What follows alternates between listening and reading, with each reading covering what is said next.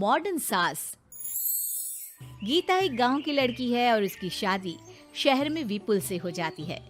गीता की सास सविता बहुत पढ़ी लिखी और मॉडर्न महिला है। शादी के कुछ दिन बाद, गीता, तुम आज शाम को तैयार रहना, हम डिनर बाहर ही करेंगे।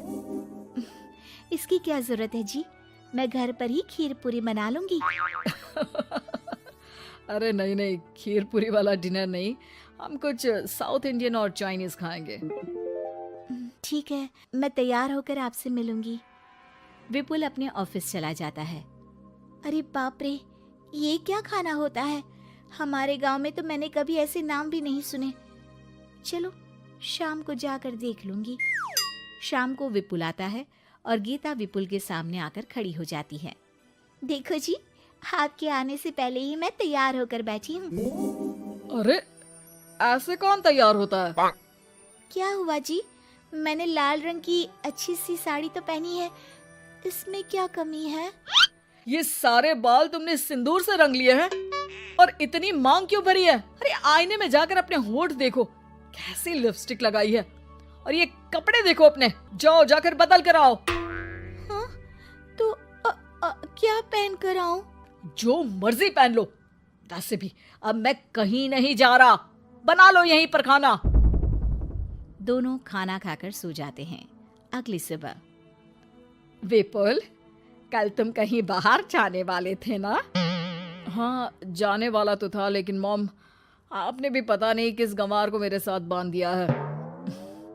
गुप्ता जी ने बोला था कि बहुत बढ़िया लड़की है, लेकिन ये तो मरा हुआ सांप गले में लटका लिया है। मॉम, मैं मेरे दोस्तों के सामने भी इसे नहीं ले जा सकता, क्योंकि अगर किसी ने इसे देख लिया तो मैं दोबारा मुंह दिखाने के लायक नहीं रहूंगा। ए जी, क्या मैं इतनी बुरी हूँ? पहले तो अपना नाम देखो कि क्या नाम है। इतना ओल्ड नेम, गीता। तो नाम तो बदला भी जा सकता है। मैं तो तुझे ही बदलना चाहती हूँ। मेरा बस चले तो तुझे आज ही बदल दूं। माँ जी, आप ऐसा क्यों कह रही हो? अरे चल हट गंवार कहीं की।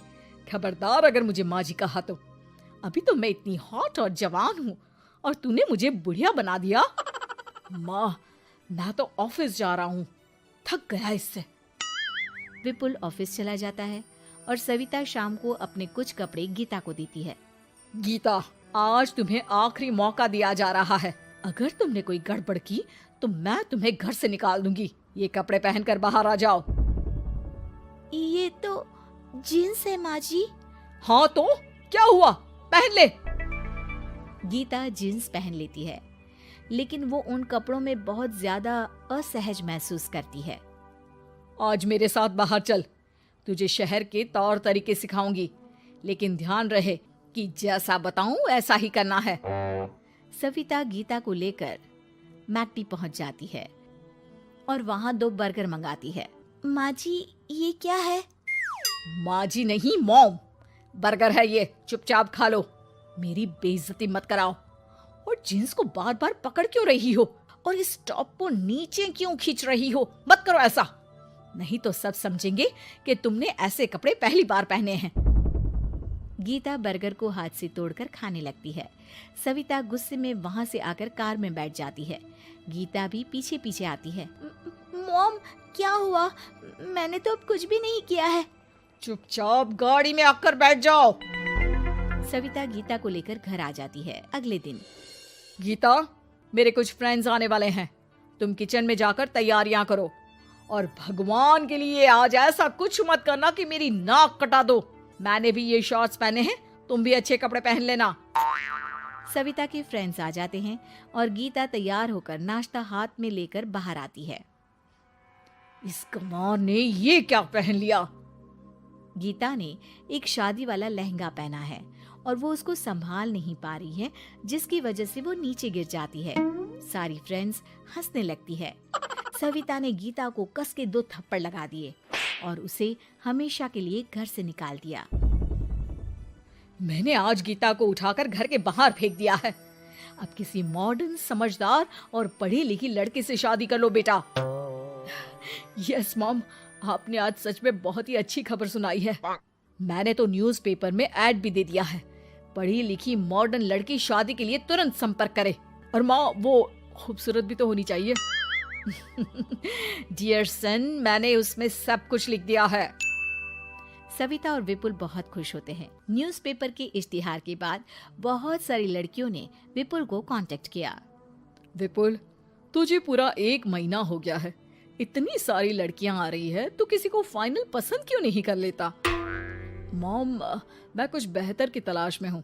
वैसे आप फिक्र ना करो, आज भी एक लड़की मुझसे मिलने आने वाली है। अगर पसंद आ गई तो मैं उसे घर ले आऊंगा। विपुल लड़की से मिलने चला जाता है। कैफे में विपुल जाकर बैठ जाता है और देखता है कि बहुत ही खूबसूरत लड़की नैना सामने से आ रही है। हेलो। हाय, माई सेल्फ नैना। दोनों खूब सारी बातें करते हैं और विपुल को नैना पसंद आ जाती है। वो उसे घर लेकर आ जाता है। मॉम, जल्दी बाहर आओ। देखो तो, मैं तुम्हारे लिए एक मॉडर्न बहू ले आया हूँ, जो बहू कम आपकी फ्रेंड ज्यादा रहेगी। अरे वाह, तो फाइनली तुझे लड़की पसंद आ ही गई। हाँ मॉम, पसंद क्यों नहीं आती? पढ़ी लिखी है, मॉडर्न है, बाहर घूमने में परफेक्ट है, और ड्रेसअप का सलीका भी पता है उसे। तो फिर शादी की तैयारियां शुरू की जाए। ओहो मॉम, मुझे वो सब नहीं करना है। बैंड बाजे एंड ऑल। कोर्ट में चलकर कोर्ट मैरिज कर लेते हैं ना। ठीक है डियर, मुझे कोई प्रॉब्लम नहीं है।